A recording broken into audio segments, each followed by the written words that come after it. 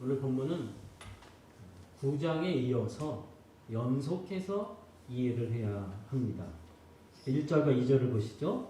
같이 읽습니다. 시작. 내가 진실로 진실로 너희에게 이르노니 문을 통하여 양의 우리에 들어가지 아니하고 다른 데로 넘어가는 자는 절도며 강도요 문으로 들어가는 이는 양의 목자라. 자, 내가 진실로 진실로 너희에게 이르노니, 너희가 여기 누굴까요? 바로 앞장에 바리새인들을 말합니다. 그리고 문으로 들어가는 목자는 예수님을 의미하죠. 그리고 다른 데로 넘어가는 절도요 강도, 그들은 바리새인들을 말합니다. 예수님 당시에 이제 양을 치잖아요. 그러면 어떻게 양을 치냐면 각 개인마다 우리를 만들지 않고 공동의 우리를 만듭니다. 마을마다 큰 우리를 만들어요. 그래서 낮에는 목자가 양들을, 자기 양들을 이끌어서 꼴을 먹이고 이제 밤중에 돌아오면 마을 공동 우리에 넣습니다. 그리고 목자는 이제 집에 돌아가서 잠을 자고 아침에 다시 와요. 그러면 문지기는 뭐 할까요?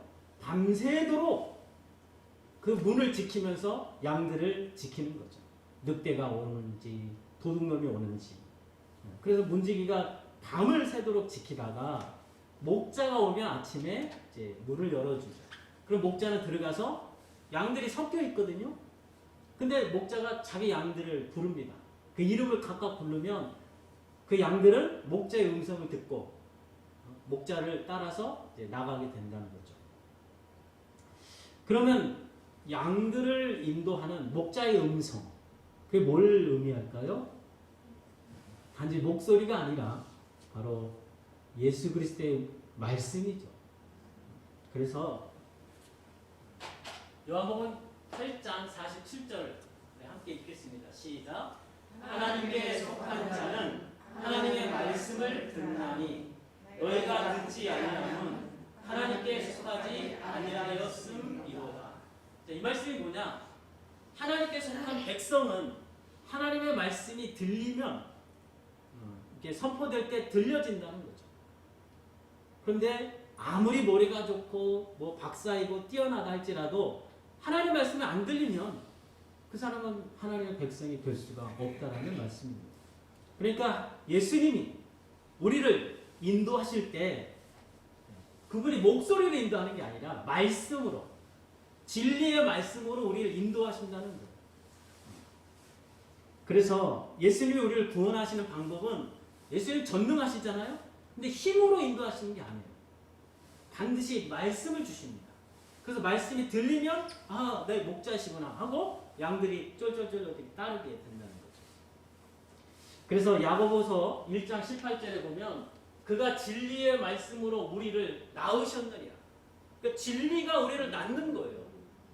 진리로 말미암아 우리가 거듭난다는 것입니다. 그러니까 진리가 들리면 우리는 하나님의 백성이라는 확증이죠. 그리고 베드로전서 1장 23절에 보면 너희가 거듭난 것이 하나님의 살아있고 항상 있는 말씀으로 되었느니라. 그러니까 이 말씀들이 뭡니까? 우리가 거듭난 것, 새 생명을 얻는 것, 이 모든 것들이 하나님의 진리의 말씀으로 말미암는다는 사실입니다. 그래서 우리가 기도를 해야죠. 어떻게?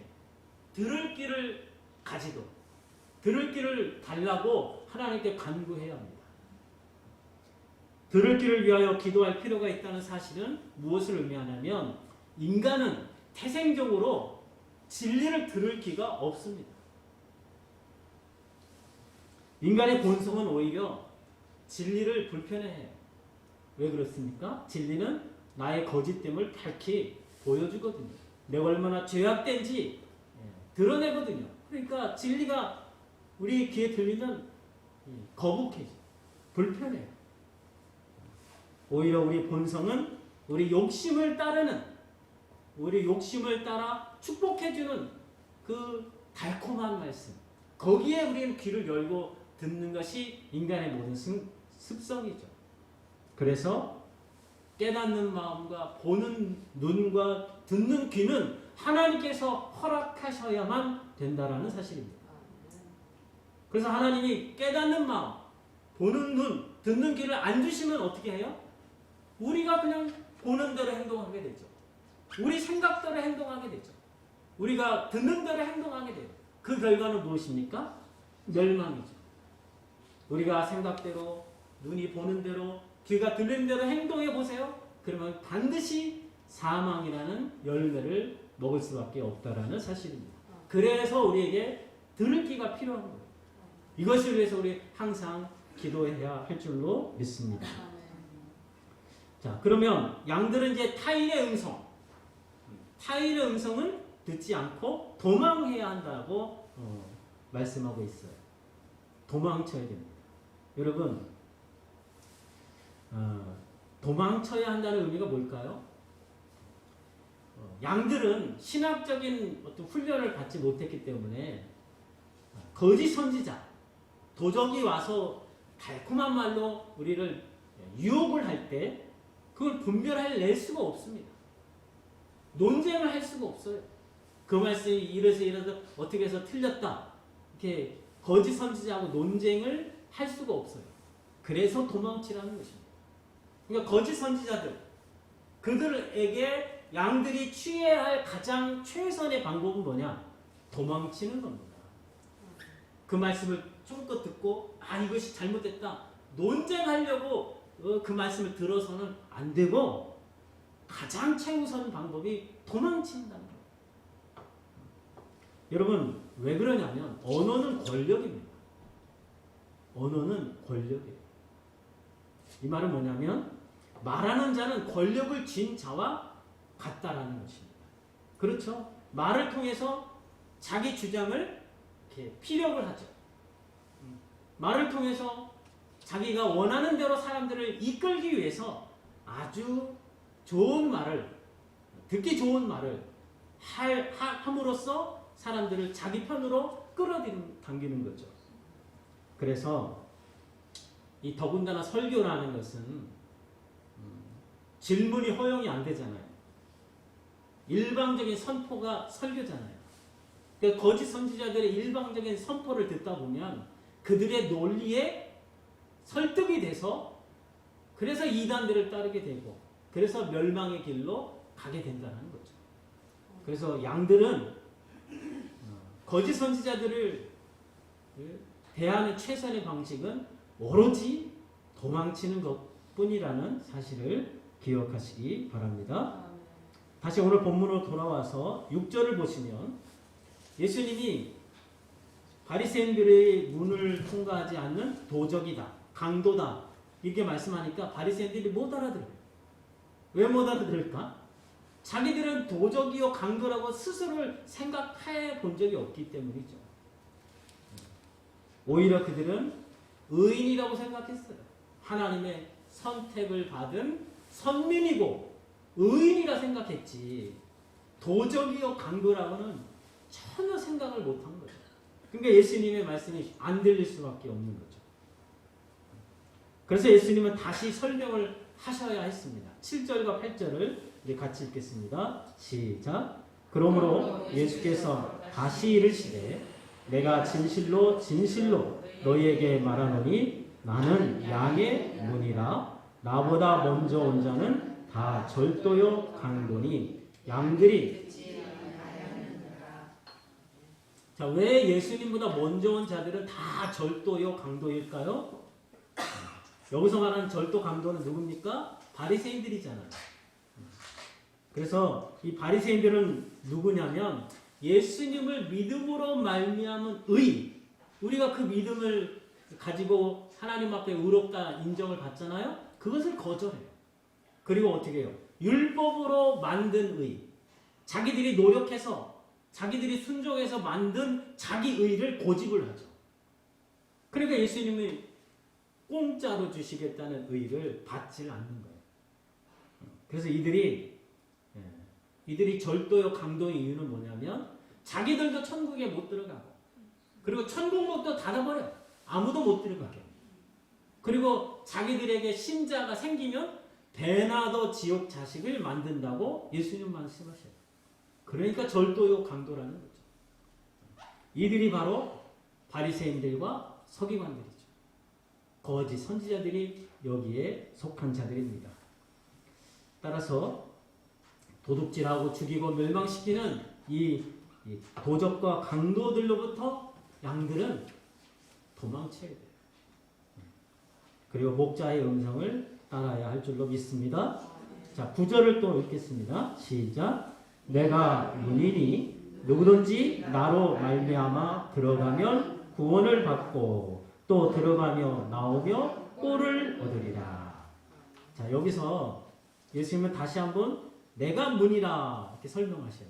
근데 여기서 문이라는 이 단어는 헬라어 원문 성경을 보면 그 문이라고 쓰여져 있습니다. 그러니까 정관사가 있는 거예요. 그러니까 그 문이라는 것은 유일한 문을 말합니다. 그러니까 예수님은 구원을 얻는 유일한 문이라는 의미가 담겨져 있다는 거죠. 그래서 예수님은 요한복음 14장 6절에서 뭐라고 말씀하십니까? 나는 길과 진리와 생명이니 나로 말미암지 않고는 아버지께로 올 자가 없느니라. 자, 여기서도 나는 길과 진리와 생명이라. 여기서도 그 진리고 그 길이고 그 진리고 그 생명이라는 겁니다. 정관사가 다 생략이 되어 있어요. 헬라어 원문은 다 있는데 번역을 그렇게 한 거죠. 그러니까 이 말이 뭐냐면 나는 유일한 길과 유일한 진리와 유일한 생명이라. 그래서 나로 말미암지 않고는 하나님 아버지 천국에 올 자가 없다. 이렇게 말씀하시는 것입니다.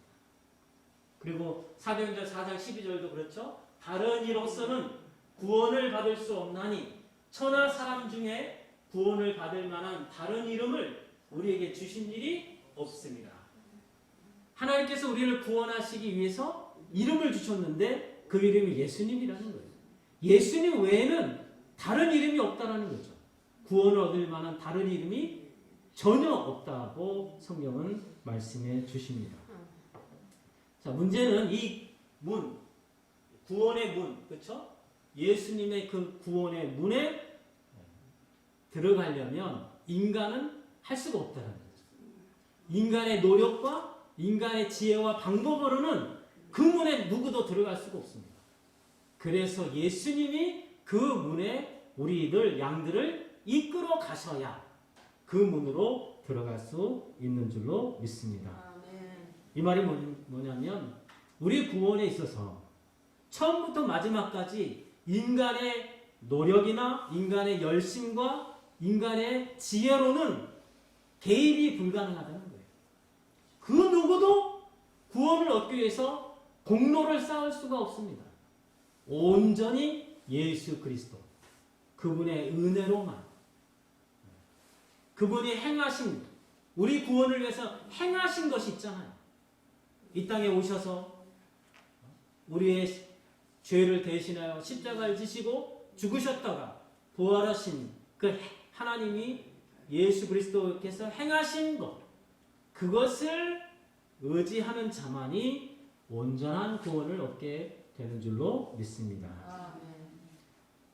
그래야 우리가 구원을 확신할 수 있는 거예요. 예수님이 우리 구원을 완성하셨기 때문에 우리는 그분 안에서 구원을 확신하며 구원을 즐거워하며 기뻐할 수 있는 줄로 믿습니다. 그래서 그분 안에서만 평강이 있는 거예요. 만약 여러분 우리의 힘이 우리의 지혜나 우리의 노력으로 구원을 얻어내면 어떤 문제가 생긴다고요? 빼앗길 수밖에 없습니다. 내가 노력해서 얻어냈다 할지라도 나보다 더 큰 존재가 있거든요. 사탄. 사탄은 우리보다 더 힘이 세요.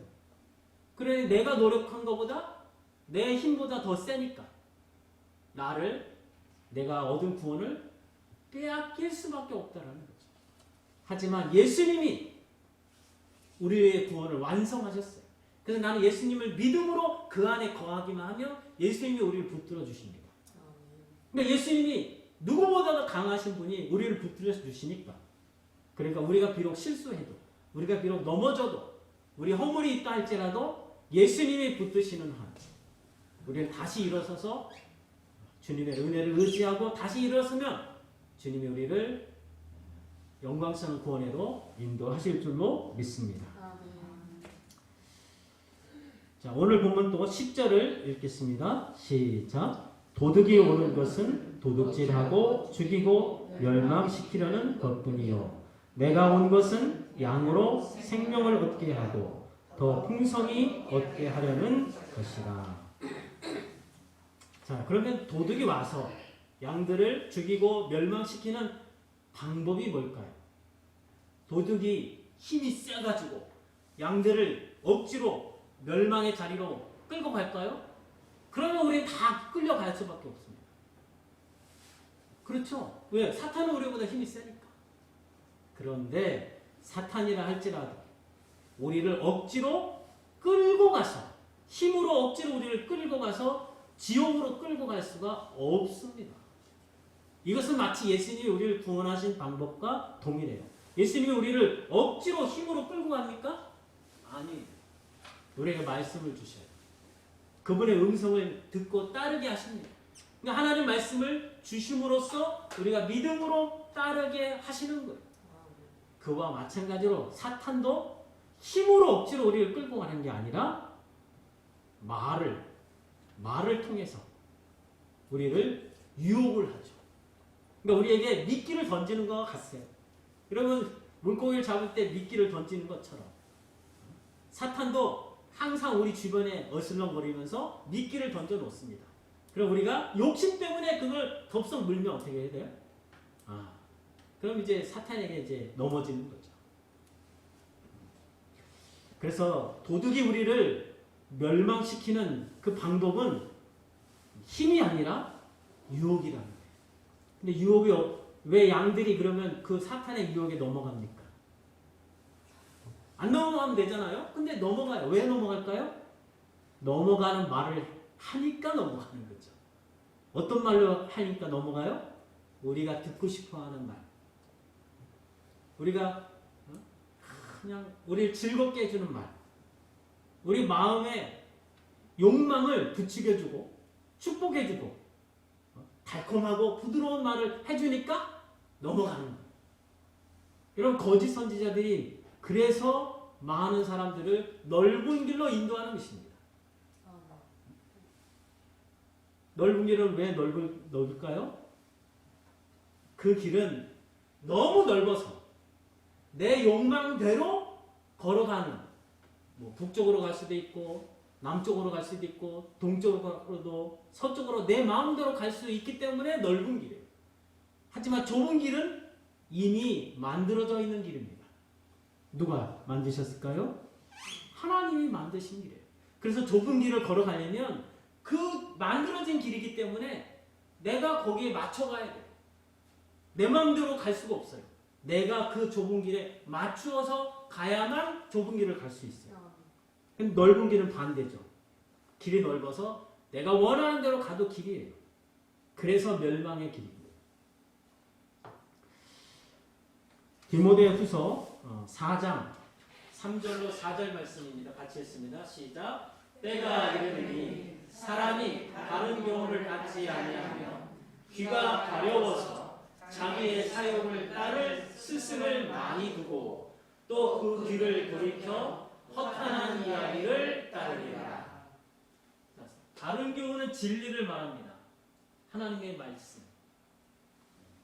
근데 이 말씀을 사람이 안 받아요. 그 진리의 말씀은 사실 거부하는 사람, 대부분 거부하죠. 그리고 자기의 사욕, 자기 욕망, 자기 사욕을 따를 스승을 많이 둡니다. 그러니까 스승을 내가 따르는 게 아니라 스승을 둬요. 그러니까 스승을 청빙하는 거죠. 그래서 그 스승은 누굽니까? 내 욕망을 부추겨주는, 내 욕망대로 축복해주는 그런 스승. 그럼 이 스승은 거짓 선지자겠죠. 이 거짓 선지자들을 환영하죠. 그리고 그 귀를 돌이켜 허탄한 이야기를 따르리라. 이 허탄한 이야기가 뭐냐면 진리가 아닌 거예요. 허탄한 이야기, 다시 말해서 이 거짓 선지자가 임의적으로 만들어낸 설교, 그것이 허탄한 이야기예요. 그러니까 성경의 근거, 진리에 근거한 게 아니라 거짓 선지자가 마음에서 만들어낸 그 말은 뭡니까? 여러분이 듣기 좋아하는, 여러분을 행복하게 하는, 여러분을 만족시키는 그 말씀을 거짓 선지자가 마음에서 만들어냅니다. 그러니까 진리가 아니에요. 하나님의 진리를 그대로 전달하는 게 아니라 여러분에게 맞춰준 그 맞춤 설교를 한다는 거죠. 그게 거짓 선지자고, 그래서 사람들이 자기에게 딱 맞는 말씀을 주니까, 오늘 목사님 말씀 주니까 내가 행복해요. 너무 기뻐요. 소망이 생겨요. 나쁜 건 아니죠. 기쁘고 소망 생기게 뭐가 나쁘겠습니까? 그런데 묻지도 따지지도 않고 회개하지도 않았는데 축복한다? 그거는 저주입니다. 하나님의 복을 받으려면 반드시 회개해야 돼. 근데 회개가 없이 내 그 허물과 죄를 돌이킴이 없이 축복해 주는 것은 그거는 저주예요.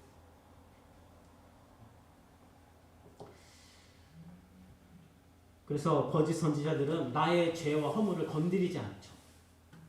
나의 죄와 허물은 건드릴 필요가 없는 거예요. 그들은 오직 즐겁게 하고 행복하게 하는 그런 말씀을 통해서 우리를 어떻게 해요? 유혹하는 거죠. 그래서 넓은 길로 가게 합니다. 그러나 우리 예수님은 유일한 구원의 문이시며 우리에게 생명을 주시기 위해서 오셨다고 말씀해 주십니다. 자, 그러면 예수님의 오심이 양에게 생명을 주기 위해서 오셨다는 이 말씀을 무엇인가 하는 거죠. 여러분, 예수님이 오셔서 생명을 주셔요. 양에게. 그럼 양에게 생명이 있는 거예요, 없는 거예요? 없죠. 원래 없다라는 거예요. 원래. 없기 때문에 주로 오신 거예요, 생명을. 그래서 요한복음 11장 25절에 나는 부활이요 생명이니 나를 믿는 자는 죽어도 살겠고 무릇 살아서 나를 믿는 자는 영원히 죽지 아니하리라. 예수님 말씀하셨죠? 나는 생명이니, 여기서 생명도 그 생명입니다. 나는 그 부활이요 그 생명이니, 유일한 부활이요 유일한 생명이라 말씀하신 거예요. 여러분, 예수님이 유일한 생명이셔요. 그럼 예수님 외에는 생명이 없다라는 거예요. 그 누구도. 만일에 우리도 생명이 있다면 예수님이 우리에게 생명을 주러 오시는 것은 아무 의미가 없는 거죠. 우리가 생명이 없으니까 생명을 주러 오시는 거예요. 자, 여러분, 에덴 동산에 첫사람 아담과 하와가 있었잖아요. 그럼 그들에게도 생명이 있을까요, 없을까요? 없어요. 없기 때문에 생명나무가 중앙에 있는 거예요. 그 생명나무 열매를 먹어야 생명을 계속 유지하는 거예요, 한마디로. 그러니까 아담과 하와 첫사람에게는 생명이 없기 때문에 생명나무가 있는 거예요. 근데 생명나무는 누구를 상징합니까? 예수님. 그래서 요한계시록에 보면은 이기는 자에게는 내가 생명나무 열매를 주리라 그런 거예요. 그래서 우리는 여러분, 인간 존재 자체가 생명이 없는 거예요. 예수님 자체가 생명이니까. 그래서 그분이 우리의 생명이신 거예요. 근데 우리가 아담과 하와가 첫사람이 생명나무 열매를 안 먹고 선악과 열매를 먹었잖아요. 그래서 어떻게 해요? 정령 죽으리라 말씀하신 대로 죽는 자가 된 거죠. 거기서부터 이제 우리는 생명을 떠나서 살게 됐어요. 생명을 떠나서 산다는 게 뭐예요? 방황하고 유리하는 거예요. 그 인생들이 그래서 고난이 시작이 된 거고 어려움들, 환난을 만나게 된 거죠. 자, 그러면 이제 우리가 예수님이 주시는 생명이 뭐냐? 이것을 우리가 이제 밝혀야 됩니다. 자, 생명이 뭔지 우리가 이제 이해를 하려면 생명과 목숨을 분별을 해야 합니다. 목숨, 생명. 세상은 목숨과 생명을 구분하지 않아요. 목숨이 생명이고 생명이 목숨이에요. 그냥 혼용해서 쓴다는 거죠. 하지만 세상에서도 사실은 엄연히 다른 단어입니다. 뜻이 달라요. 예를 들어볼게요. 지난번에도 들었지만 먼저 성경에 보면은 목숨은 푸시케라는 헬라어를 씁니다. 푸시케. 생명은 조에라는 단어를 씁니다. 푸시케는 목숨이라고 번역이 되고 조에는 생명인데 이 조의 생명은 영원한 생명을 말합니다. 영생. 본질적으로 성경에서 말하는 생명은 영생을 말해요. 영원한 생명. 그리고 푸시케는 목숨입니다. 목숨이라는 건 뭡니까? 우리 목에서 숨이 들락날락하는 것을 말하는 거죠. 그걸 목숨이라고 해요. 그래서 이 목숨이라는 단어는 살아있는 인간에 대해서 생물학적인 용어입니다. 의학적인 용어로서 목숨이라는 단어를 쓰는 거죠. 하지만 이 생명은 영생이고 이 생명의 뜻이 뭡니까?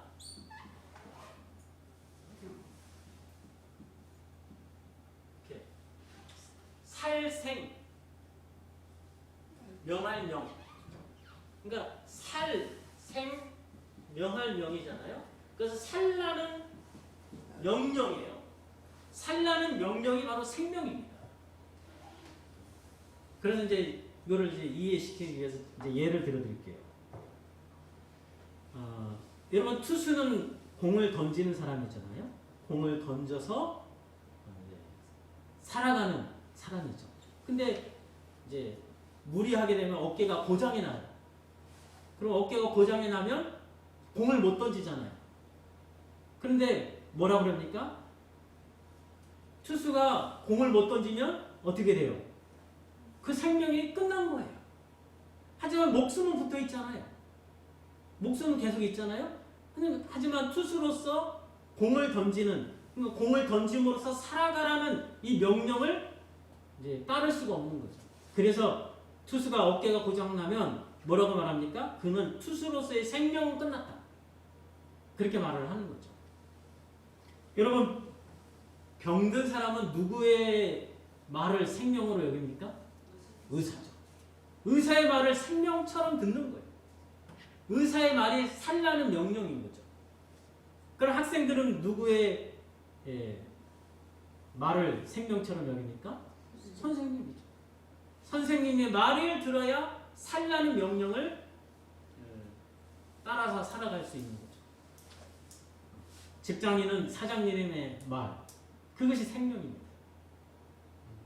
그래서 세상 사람들은 생명이 어디에 있는 거예요? 세상 속에 있는 겁니다. 세상에서 하는 말이 그들에겐 생명이에요. 그래서 그 말을 듣고 살아가는 거죠. 문제는 세상 속에 있는 이 생명을 따르는 자들은 결국 죽음 앞에 굴복할 수밖에 없는 거죠. 결국 죽잖아요. 약간의 유익은 있어요. 의사의 말을 잘 들으면 건강하게 오래 살 수 있는 유익은 있어요. 선생님 말씀 잘 들으면 1등하고 또 좋은 직장 얻고 돈 많이 벌 수 있어요. 그런 약간의 유익은 있지만 결국 어떻게 돼요? 죽음 앞에 굴복하게 된다는 거예요. 그러니까 세상은 생명이 있지만 잠시의 생명이죠. 영생이 아니라는 겁니다. 영생이 아닌 거예요. 잠깐의 생명이라는 거죠. 따라서 이 생명에 대한 의미를 이제 우리가 정의를 내리자면 생명이란 뭐냐? 목숨을 가진 인간이 살아갈 이유와 가치와 존재 목적을 일컫는 영적인 단어라는 거죠. 그러니까 이 영적인 단어를 세상은 모르는 거죠. 그저 목숨이 생명이고 생명이 목숨이다. 이렇게만 생각하죠. 그러나 분명히 성경은 이 둘을 구분해 사용하고 있다는 것입니다. 자, 그래서 또 어떤 사람에게는 돈 대신에 다른 것이 있어요. 명예, 권력, 뭐 인기, 에로스적 사랑 이런 것들이 이제 그 사람에게 생명인 사람들도 있죠. 권력을 위해서 사는 거예요. 또 남녀간의 젊은이들은 사랑, 에로스적 사랑을 위해서 사는 거죠. 그래서 배신을 당하고 고무신 거꾸로 신으면 살 이유가 없어지고 그래서 바보스럽게 극단적인 선택을 하게 되는 거죠. 그러나 성도에게는 예수님만이 생명이라고 말씀해 주십니다. 이 말이 무슨 의미일까요? 예수님이 나의 삶의 이유이고 가치이고 내가 살아가는 목적이 된다라는 말씀입니다. 그래서 우리가 눈을 뜨는 이유도 예수님. 우리가 몸을 일으켜 활동하는 이유도 예수님. 우리가 돈을 버는 이유도 예수님. 우리 삶의 중심에 예수님이 있기 때문에 그래서 예수님을 생명이라고 말씀하시는 거예요. 그래서 이런 사람을 그리스도인이라 부르는 줄로 믿습니다. 자, 그럼 구체적으로 예수님을 생명으로 받들어 사는 삶의 모습이 어떨까요? 예수님이 우리의 생명이셔. 그 구체적인 삶의 모습이 어떠해야 될까요? 여러분, 예수님은 진리이십니다. 그래서 진리를 따르는 삶이 바로 예수님을 생명으로 여기는 삶의 모습이 된다는 것입니다. 그래서 거짓과 더러움과 모든 죄악을 끊어내고 진리를 따르는 거죠. 그래서 거룩하고 경건한 모습으로 살아가는 삶. 이 사람이 바로 예수님을 생명으로 여기는 사람의 삶의 모습인 줄로 믿습니다. 그러면 악을 만나면 어떻게 해요? 선으로 이기는 거예요. 원수를 어떻게 해요? 대적하는 게 아니라 원수를 사랑하는 거예요. 우리를 비방하고 욕하는 사람들을 어떻게 해요? 축복해 주는 거예요. 그럼으로써 우리가 악을 선으로 이기는 그런 삶을 사는 것이 바로 예수님을 생명으로 여기는 사람의 삶의 모습인 줄로 믿습니다. 예수님이 우리를 위해서 십자가에 달려 죽으신 것처럼 십자가에 못 박는 그들을 향해서 저들을 용서하신 그 말씀을 하신 것처럼 우리도 예수님의 그 모습을 따라 사는 삶, 그 사람이 바로 예수님의 생명을 가진 자들인 줄로 믿습니다. 그래서 이제 우리가 생명을 풍성히 얻는다는 말이 이제 이해가 되는 거예요. 생명을 풍성하게 누린다, 얻는다는 말이 어떻게 이해하면 될까요? 바로 진리의 말씀을 내가 풍성히 내 안에 채워서 그 진리를 따라 사는 삶. 그래서 우리 안에 진리로 말미암은 풍성한 열매를 맺는 성령의 9가지 열매처럼 그런 열매를 맺는 삶이 바로 생명을 풍성하게 얻는 그런 삶의 모습인 줄로 믿습니다. 이것이 바로 예수님이 오셔서 우리에게 주시는 생명이고 우리가 구원받은 이유, 목적인 줄로 믿습니다. 바라기는 여러분 모두가 예수님의 진리의 말씀을 생명으로 받아서 그 생명에 따라서 살라는 명령이잖아요. 생명이. 그래서 그 말씀을 따라 순종하여 삶으로써 여러분 모두가 생명으로 풍성한 복된 삶, 영광스러운 삶이 되시기를 주님의 이름으로 축원합니다. 생명이신 하나님, 오직 주님을 생명으로 받들어 사는 자만이 죽음과 사망에서 구원을 받고 존귀와 영광과 복됨으로 가득한 풍성한 생명을 누리는 줄로 믿습니다. 이 풍성한 생명을 저희들에게 허락하여 주옵소서. 지금은 생명이신 우리 구주 예수 그리스도의 은혜와 하나님 아버지의 사랑하심과 성령님의 교통하심이 생명의 말씀을 받들어 풍성한 생명력으로 살아가고자 세상으로 나아가는 생명의 사람들 위에와 또 멀리서 기도함으로 함께 동참하기를 소망하는 주님의 몸된 지체들 위에 이제로부터 영원까지 함께 하오시기를 축원하옵나이다. 아멘.